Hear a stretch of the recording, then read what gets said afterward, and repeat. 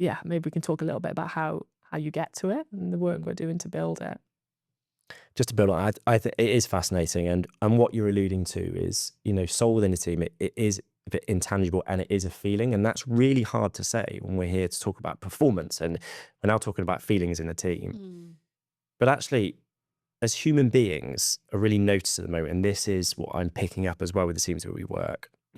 Our central nervous systems are Mm. continually in a state of overstimulation because we're trying to work harder and faster to keep up with things that we're never going to be able to keep up with. And that in itself, saying that sometimes is a big cathartic moment for people to go, oh, thank you for saying that, because I really feel that. And welcome to being human is what we say quite a lot. That is about being human.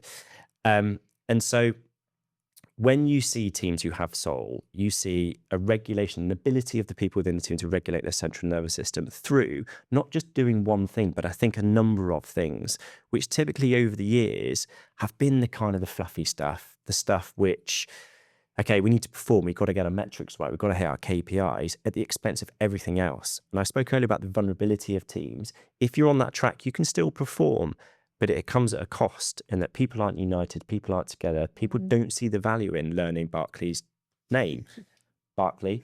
And the small things, and it's accumulation of all those small things which make a difference. And what we're realizing is it's not just a difference, but they are a performance advantage to teams. And so what you see in teams is ego. Let's talk about ego for a minute. Ego's really, really quiet in a team that has soul.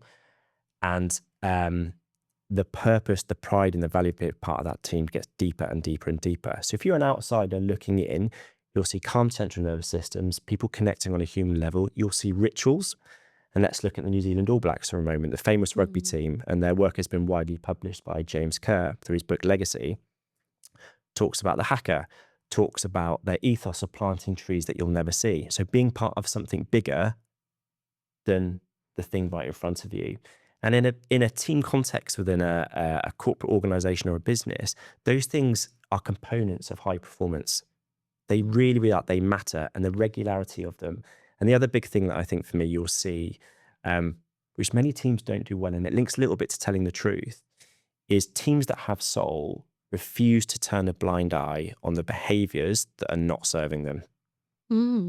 So when they are sat talking about a really prickly subject, which is potential for conflict, for example, and behaviors are, I don't know, motivated to be right in this conversation, people will see it and people pick up on it, but people will go quiet and not challenge it. And regulating yourself in that as well, to go, hold on a minute, everyone, I notice my motivation here is to be right. And that comes through a fear of judgment quite often. And egos at play as well, which we'll talk about in a little while. So there's an accumulation of lots of things that exist.